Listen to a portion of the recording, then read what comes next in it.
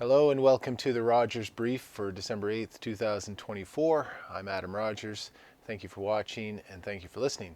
And a special welcome this week to regular listeners of Canadian Crime Weekly on the Nighttime Podcast, which is normally being aired at this time live on YouTube at 9:15 every Sunday evening, hosted by Jordan Bonaparte and featuring myself and Paul Palango, the author of many books, including recently 22 Murders on the mass shooting in Nova Scotia, and author of the forthcoming follow-up companion book looking into the shootings in more depth. And Paul's been working on that for the last, I'd say, year or so, continues to do so. So looking forward to that coming out next year in 2025. So normally, like I say, this would be the time slot for that. I feel like whatever show used to come in when, Cheers wasn't on this Thursday, and what show's on, or if Seinfeld was off for the week, well, what show's on there? Well, you get lots of artificial viewership numbers, so appreciate all that people tuning in. For those that are new to this version or to my show at all, what I normally do is look at cases that have been released, decisions from Supreme Court of Canada, Nova Scotia Court of Appeal, Nova Scotia Supreme Court, and then cases throughout the country that have been in the news, caught my eye, caught my attention. Sometimes international stories, I look to the United States, sometimes to look at different cases. I'm not going to really do that this week, although there was a really, if people are following U.S. politics, there was an interesting critique of the Biden pardons this week.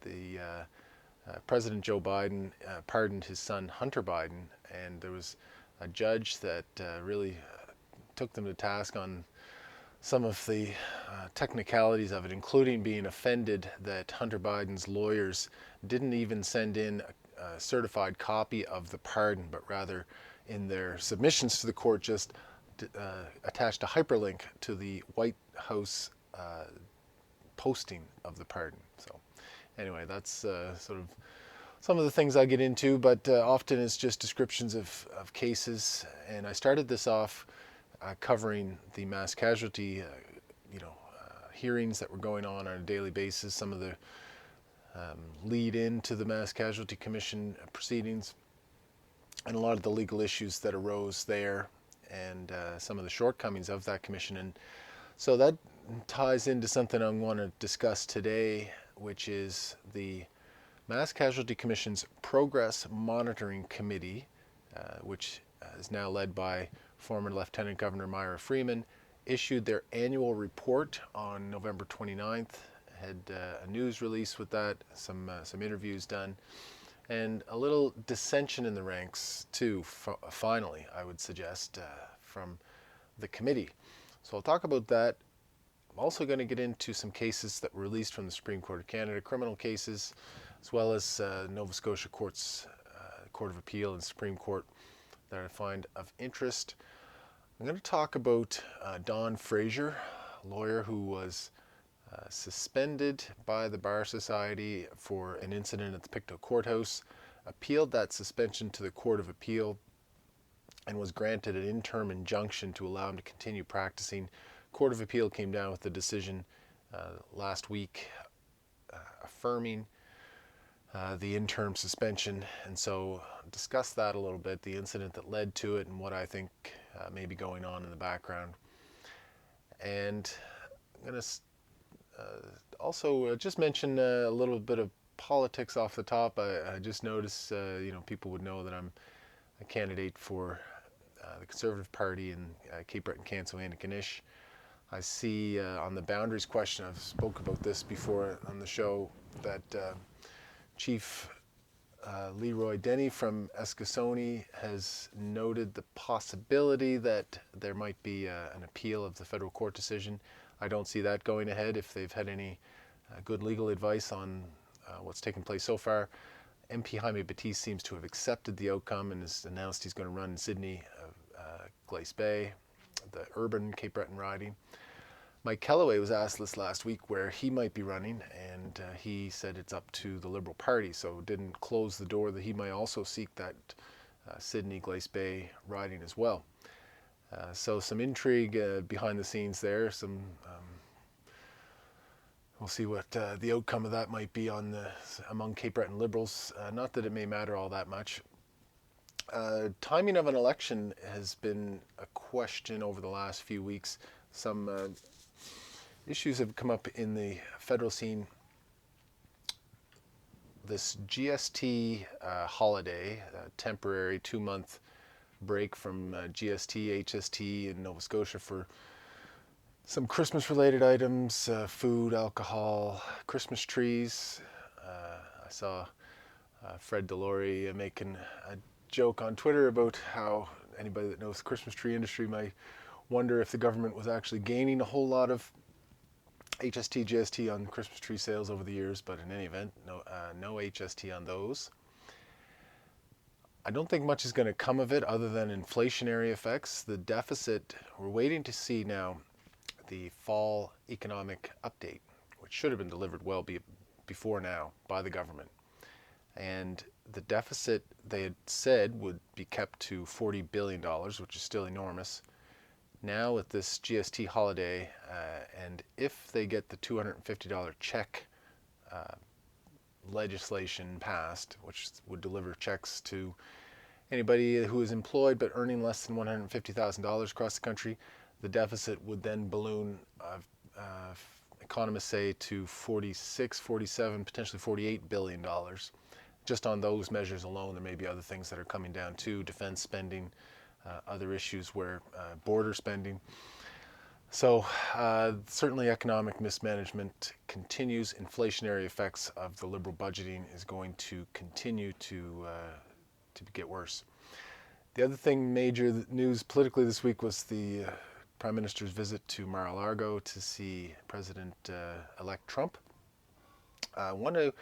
Two things from this. First of all, I see some commentary that now this was going to make it more difficult for the Prime Minister to label Pierre Poilievre as Trump light or Trump-like in any way, and to criticize him on that basis. If on the one hand you're trying to curry favor with the President-elect, it's difficult to then demonize your political opponents by association with President-elect Trump. So we'll see if that language moderates at all on the government side. But the other thing is, I think people are kind of misreading this situation. So the 25% tariff threat that President-elect Trump made in his Truth Social post, it's not a tweet, it's a truth thing, I guess, I don't know. I'm not on Truth Social, but have seen it, of course, because it's made the news and got everybody in Canada all astir. And it seems like the president could be assuaged in this if Canada took the border problem more seriously. Not a huge issue compared to the southern U.S. border with Mexico and the illegal crossings taking place, fentanyl and all this stuff. But the Canadian situation has gotten much worse. Even though it's a small problem, it's still a problem that has been getting steadily worse over the past 5-6 years during the mandate of this government. So the approach seems to be for everybody to say, well, this is not a big problem. Therefore, if we just explain that to the president-elect and everybody in the U.S., they'll see that it's not a big problem and they'll forget about this 25% tariff threat. I don't think that's the issue. It's not maybe a big problem, but it is a priority problem. It's like a couple of dishes in the sink. Okay, that may not be a lot of dishes that's going to bother somebody, but if that's a big problem. But if it's bothering somebody and it's an easy thing to fix, and it's going to make everything, relations between our two countries much better to fix it, well, then approach it as a priority and deal with it and then fix it, and then that will help international relations between the two countries. So instead of trying to explain it away as if it's not a problem, treat it like the small problem but fixable problem that it is, deal with it and move on.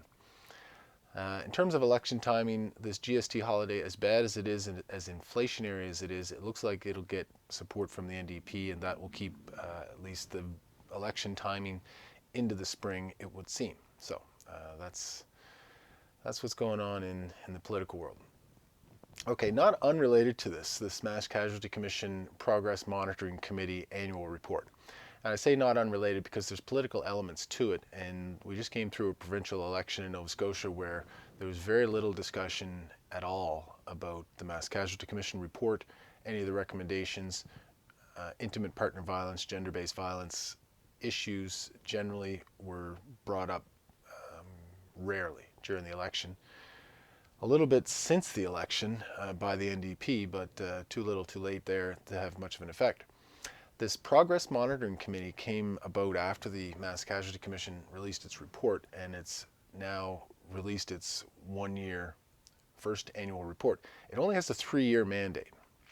So it was, as I read through the report, I noticed a few times where it was, well, yeah, that's underway, but will likely, significant progress or significant results may not happen until after the mandate of this committee has run out. So we'll see if there's any momentum at some point to maybe extend the life of this committee, but that'll depend on if the committee is seen as being effective, and I don't know if it is. I mean, I read this report, it's 32 pages long, mostly talking process, filler kind of stuff. We've met with these groups, we've, taken this kind of an approach to it. Here's the framework that we're looking at all this stuff through and all that stuff, right? So much of it, I would say, of the 32 pages, 25 certainly could have been written before the meetings even took place. I mean, there was just sort of the structure of the committee kind of commentary. There was some criticisms, or at least not fulsome support for the work that's been done on gender-based violence. It says it needs work. Not really strong language on that side. But the day after the report was released and former Lieutenant Governor Freeman gave a news conference and answered some questions, there was finally a little bit of a crack in the confidentiality, consensus-based structure of this committee. Christina Fifield didn't violate any confidentiality, but did say that the report does not reflect the, quote, lack of meaningful progress in dealing with gender-based violence in Nova Scotia. And I think anybody in that field that is thinking about these kind of issues would agree. There's been very few changes, no noticeable changes in that world, how they are dealt with by the police, by the crowns, by the courts. There's been no significant change whatsoever. So what does this all mean? Well, all right, when you read the report, one of the first things that the report authors, the committee says, is that it is not a quote-unquote box-checking exercise. In other words, they're not going to just say, all right, this done, here's the recommendation, is it done or is it not done? They had sort of almost like a report card system with 4 categories. If it hasn't been started, it's been initiated, it's underway, or it's been completed or close to completed. So, all right, no box checking. Well, sometimes box checking can be good. It can lead to accountability and lead to more clarity, I guess, over what has and has not been done. This broad-based language or loose language of something's been initiated, what does that mean? Somebody's had a meeting on it, or they've done serious work to start it? It can mean a lot of things. If it's underway, what does that mean? Have there been a few meetings? I mean, that's not much more than initiated. Or has there been significant work done? Not always clear what the committee is trying to convey here.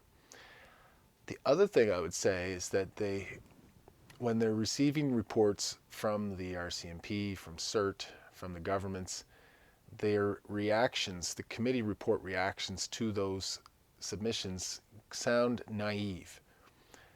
And I think this is one of the problems of having people that are involved in the committee. Now, there are exceptions. Christina Fifield, for example, I thought distinguished herself in a good way during the Mass Casualty Commission with her testimony and her submissions. family members certainly would have been involved throughout the commission as well. But on the leadership side in this committee, it seems like that's people that were not connected. And there was an attitude, at least, that came through in the report of the Mass Casualty Commission, had really strong language and didn't seem to always accept, at first blush at least, the submissions, the evidence base, coming from these institutional witnesses. Now, that was a problem at times, and overcome through cross-examination, through scrutiny from the parties during the commission. If the commissioners themselves didn't always seem to be in tune with what was really taking place during the hearings, at least through cross-examination, us as an audience could see through some of the facade that these organizations were trying to present. Not so with the Progress Monitoring Committee. All right, so you read the news, you read the stories, and you get some kind of an impression. When I read the report, a lot of it is sort of bureaucratic, not saying a whole lot kind of language. But there was something that really caught my attention, which was this. One of the things the Progress Monitoring Committee identified is that progress is not taking place quickly enough, and that attitudes and public support must be fostered in order for many complex recommendations to be put in place. Okay, so that says, in other words, that, okay, there's lots of good recommendations here, but if the public's not ready to hear them or to understand them or to accept that they're necessary, then they're going to be difficult to do. All right, so the question then to me is, who is going to do that work of fostering and building public support for these things? It's not this committee. They're just reporting on what's taking place. It's not the organizations themselves. They're doing as much or as little as possible, depending on each organization, to enact the recommendations, and may have budgetary concerns, inertia, organizational inertia kind of concerns where they don't want to change. All these things that are getting in the way of change. But what is really telling me is that the commission itself, the Mass Casualty Commission, and the hearings, as I've said here, and I know Paul Palango and others have said publicly, that this is a sign of a failure of the Mass Casualty Commission, because that's what the report, that's what the hearings were supposed to do, is foster support, public support for these kinds of changes. The only thing it seems like that's come out of the Mass Casualty Commission has been an upgrade in how public alerting is done. And maybe that's all that had to be done, but there was many more good recommendations that came out of it. That seems to be the only thing that has had a significant alteration. People are getting more alerts now. It's being used more often. Still not, in my opinion, being used properly, but at least there's been some movement on that. So what is this going to mean? Maybe the Progress Monitoring Committee, they'll issue a few more reports. This one didn't get much news. It was done on a Friday, probably on purpose, as things, news gets released on Fridays when people don't want anybody to hear it. So I compare this to an event I attended maybe a month or so ago at St. X on the Donald Marshall legacy, and the legacy of the inquiry, which led to huge changes in how cases are prosecuted in Nova Scotia, changes in how Indigenous law is seen by not only people in the system, but but across the public. Well-attended symposium, talking 25 years later, what's been the impact? Do we think that there will be such a symposium on the Mass Casualty Commission in 20 years, 25 years, or is it going to be a different kind of a legacy? I have some concerns there. All right, so that was sort of the major. All right, that's all I'm going to say about this report for now. We may talk about this again next week with Paul and with Jordan. But I want to talk about some other stories. I'm going to save the Donn Fraser comment discussion towards the end. By the way, the stories that Paul Palango had sent around were quite interesting for this week. And we may get into some of them next week, so I won't go into them too far. But there was a blood family mafia situation in Quebec City where they were doing torture and amputations on enemies, and they were doing live broadcasts of some of these. So quite a new direction, I would say, for the mafia. There was a situation, another out of Montreal, with a hitman with a $100,000 bounty that the hitman had apparently placed on a reporter who was covering the story. There was a message from RCMP Commissioner Duhem about budget cuts sent internally, and so we got to look at that and what that might mean for the future of the RCMP. Sign of potential cuts and anticipation of maybe not having such a wide mandate.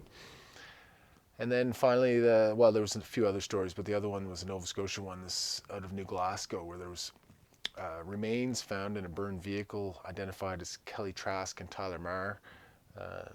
Miss Trask from Truro, Tyler Marr listed as a Fort McMurray resident, although that's a Nova Scotia name as well. Major Crimes is investigating, so we may be seeing some updates on those. And if people are aware of any details of that case in particular, the New Glasgow one, it would be good to get in touch with Jordan, with Paul and myself, and see if there's anything we may learn about it and may benefit from a discussion. All right, some other cases this week. Out of the Supreme Court of Canada, there's a couple that were released this week. One is R versus Campbell. And this was a case about the police texting. They arrested a guy, and the phone the guy had was receiving text messages from people looking to, it seemed, set up drug transactions, out of Ontario. So the police texted back and set up set up a meeting and met the guy and arrested him for drug trafficking or possession for the purpose of trafficking. And so the question was, can the police do that? Can they just take somebody's phone that's actively being engaged by others in messages, clearly for an illegal purpose, and use it? The Supreme Court said yes, they can. That they would have been justified in getting a search warrant to search the phone, potentially use the information for evidence against the individual they arrested and whoever they were communicating with. And in circumstances like this, where it was such an urgent situation, exigent circumstances, there would not have been time to get a search warrant, that the police were justified, and so it was not a charter violation of the person's right to be free from unreasonable search and seizure. All right, second one from the Supreme Court this week was Stevenson. R versus Stevenson, a Saskatchewan appeal. And in this one, a person was a witness to a masked person and was able to identify them, even though they were masked, as the perpetrator of a restaurant robbery. The problem was the person was a convicted criminal themselves, an unsavory, as the courts call it, witness. And so when there's an unsavory witness, then you have to give a particular kind of a warning. It's called a Vetrovac warning. It's just named after a case where it took place, and warn the jury, or if you're a judge alone, warn yourself as the judge that because the person is an unsavory witness, anything they say about, that might be served to convict the person should be treated cautiously, should be only really accepted if it can be otherwise independently verified. Related to that, actually, the Nova Scotia Court of Appeal case this week, this is Robert Rogers, no relation, spells his name without a D, case out of Yarmouth. This was the Colton Cook murder from September of 2020. 3 people involved. And it was, again, a Vetrovac warning. This was an instruction to the jury. The issue in this one, the case was turned on whether the evidence from the unsavory witness either helped the accused or hurt the accused. And if it hurts the accused, in other words, if it's being used by the Crown to try to convict the person, then that is unsavory witness, needs to be treated cautiously, should have some kind of a independent verification. If it's to help the accused, if it's evidence that helps the accused, so in this case the evidence was about how intoxicated the main assailant was, and so whether the assailant could have formed the specific intent that you need in order to be convicted of murder. You can't just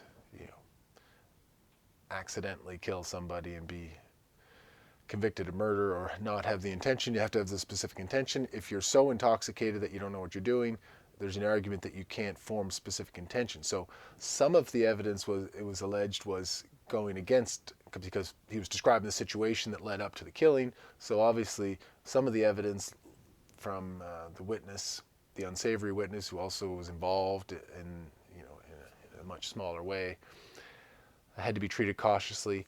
But if it's to help the person, it doesn't necessarily need any kind of independent verification or anything like that, because that would have an effect of shifting the burden from the Crown to the defense if you're adding an extra burden to evidence that helps the defense. All right,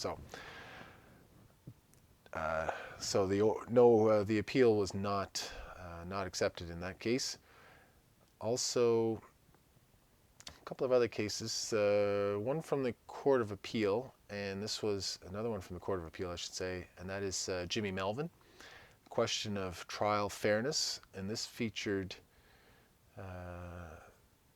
Stan McDonald and Mark Scott. Stan McDonald being one of the top 2 or 3 defense lawyers in the province, and Mark Scott being one of the top 2 or 3 Crown, certainly on the appeal side, lawyers in the province. So it would have been an interesting appeal to watch, but it dealt with trial fairness. Okay, so what happened in the case, and this was about the killing of Terry Marriott Jr., the attempted murder of Terry Marriott Jr. in 2008. And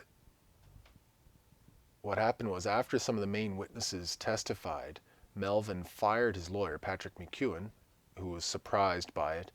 And then what? Okay, so what happens then? Fires his lawyer, and in the middle of a jury trial, Justice Rosinski had a few options. Could adjourn it, see him get a new lawyer, have him represent himself, or he took a third option, which is called an amicus curiae, appointing a lawyer to not represent Mr. Melvin, but to help him out, make sure that his interests were protected. Now, this was late in the trial. Most of the main witnesses that testified, there was just some sort of police witnesses to put things together, right? To talk about evidence, chain of control over evidence, make sure continuity was not an issue, those kinds of stuff, right? So Melvin didn't testify himself, did not make submissions at the end of the trial, and then argued that the judge was created a situation of trial unfairness and there should be a new trial. Well, Court of Appeal rejected this argument and said that it looked like it was planned.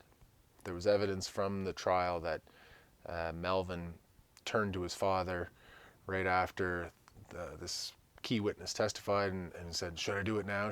Is it now?" And his father's like, "Yep, do it." And then his father went outside the courtroom and said, "Jimmy's fired his lawyer. It's going to be a retrial, a mistrial." And so it looked contrived and looked planned, and so that certainly worked against Melvin. And because the main witnesses had already testified, it was not seen as raising to the level of trial unfairness, and Melvin's appeal was rejected. All right, let's see. 2 other cases I want to talk about. Brophy, Nova Scotia Supreme Court, Justice Mona Lynch. Oh yeah, this was an interesting one just on procedure. All right, so When people get arrested, they usually have a charging document, an information, and then they also have an undertaking which tells them when they need to appear in court. A lot of the times those undertakings will have conditions: no alcohol or drugs, non-contact with certain people, maybe sometimes a residency or curfew conditions, whatever it may be. So sometimes though, you'll get the undertaking saying, you have to show up in court on this day, but then the police are still working on the charging document. They want to consult with the Crown, what exactly are the charges going to be, all these things. So you have a court date with conditions, but you don't know exactly what the charges are, or the charges themselves haven't actually been laid. So in this case, Brophy showed up to court, and the judge says there's no charges on the docket. You've fulfilled your obligations by being here. Off you go. Then days later, he was actually charged with the allegations. And then soon thereafter was charged with breaching the conditions of the original undertaking. But and he was convicted. Convicted at trial. Defense lawyer, doesn't say who, was not alive to this issue. But on appeal, Justice Mona Lynch was, and noticed, well, would they still be subject to those conditions if they show up at the first court date? And the answer is no, you're not. As soon as you show up to that first court date, you've fulfilled your obligations, and if there's no charges, there's nothing else to do, there's nothing else to worry about, and you're gone without conditions. So when he was arrested with the charges, Brophy should have been given a new undertaking with either new conditions or the same conditions, but it's certainly a new document. And unfortunate in that case, because it went through, for him at least, it went through a trial where he was convicted, and then an appeal where he was successful. The other one, this is an appeal again from the provincial court to the Supreme Court, as Prosper was the lady's name. And this was one of these cases where Judge Rinkola Brinton, who resigned from the bench as a result of not wanting to be vaccinated, and there was lots of drama there, which I've discussed in other matters. So there was a couple of cases where she had decisions outstanding and hadn't issued the decision. And then they were appealed on that basis, that there was delay, 11B charter rights. So not the Jordan delay that people may be familiar with, which is 18 months you have between when you're charged in provincial court and when your trial needs to be complete, 30 months in Supreme Court. It wasn't that, because it was just under the wire for that. Well, but it was deliberation delay. So the delay from the end of the trial to when the judge makes the decision, which can be a very stressful time for people. So there were two cases. McNeil was the other one, went to the Court of Appeal, was affirmed, and this was a decision from Judge Duffy, a new judge on the bench, affirmed in McNeil, overturned in this case, because in this case actually the defense had waived delay. They had put it on the record that they were waiving any delay argument, and so actually what the issue was in this appeal before Justice Norton was whether the analysis is the same, whether the defense can waive the delay on adjudication. So after the evidence is in, can defense say, well, because in this case they were given other dates, didn't appear, and then the judge went off, and then there was a lot of delay after that. But defense had already issued or stated on the record that they waived any delay that was a result of that, and so this appeal was overturned, and there's a new trial coming. All right, so that's the case of Prosper. Something to think about. I mean, it's unusual for a judge to go off the bench like Judge Brinton did, but there's other situations where judges are not well, and just you never know when they'll be in the middle of a case and the decision has to come out sometime. So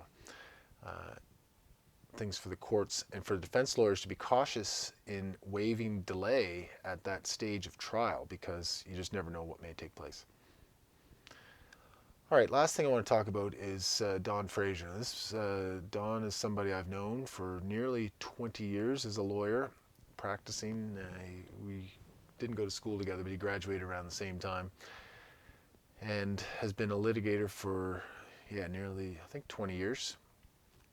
Suspended after an incident in the Pictou Courthouse. So he was there arguing over in Supreme Court over a case against his former law partners.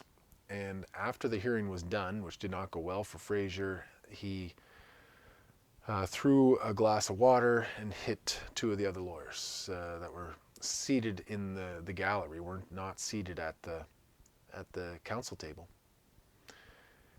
That then devolved into an altercation with 4 sheriffs, which the Court of Appeal described, Nova Scotia Court of Appeal, listening to the audio, described as bedlam, that they had to wrestle him to the ground, held him in custody overnight. His criminal charges result from it. So he was initially suspended by the Bar Society for that. One of the lawyers made a complaint to the Bar Society, and the Complaints Investigation Committee issued an interim suspension pending hearing. Donn Fraser appealed that. Court of Appeal granted an interim injunction against that, so he could still practice in the interim. Now they've come down with a decision affirming the interim suspension. So he is now no longer practicing, pending a full hearing on the merits by the Bar Society. Now, I've known, like I said, I've known Donn Fraser for close to 20 years, worked together for a year in 2019 at Mac before that firm went under.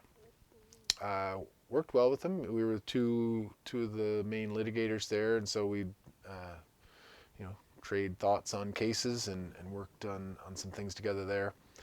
He's a litigator through and through. He's also one of these guys that does these mud ruck or tough ruck competitions, military style obstacle course things with the weighted backpacks in muddy, difficult conditions, and which looks amazing. He just loves it. He invited me along to one while I was working there. Actually, I wish I could have gone, but didn't. It looks like a blast. So, what's going on here? My opinion is that there's something that lawyers have, and doesn't always. I wouldn't say, we're not on litigators. I'm thinking of not necessarily on the autism spectrum. I wouldn't, but we're not either.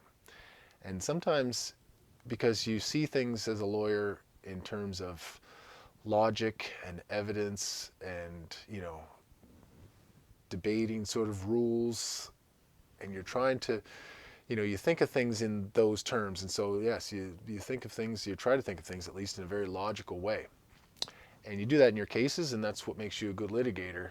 Well, it doesn't always make you a great person to hang out with as in social situations, and it's not always amenable to those sort of softer relationships.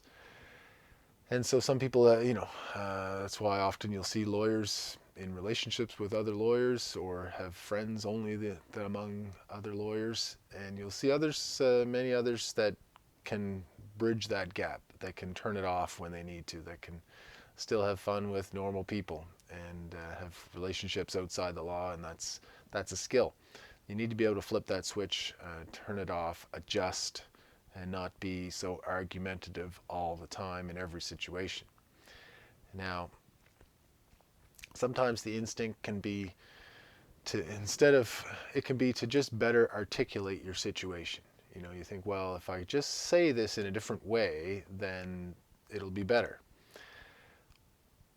rather than actually directly addressing the behavior. I mean, we say this to people all the time. I say this to clients that are facing a tough decision. They're going to hear the judge's decision, and it could go either way. Do not react is my advice. Don't celebrate if it's good. Don't, fly off the handle or do anything on the other direction if it's bad.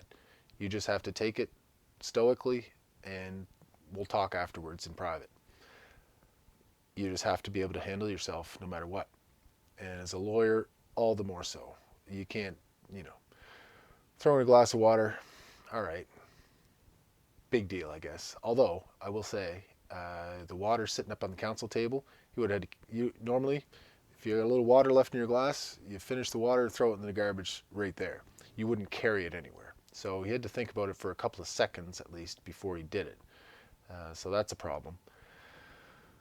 And just what Donn Fraser needs to do is just accept that he overreacted and, apologize, take that into account, and move on. And that's what's going to get him back to practicing law.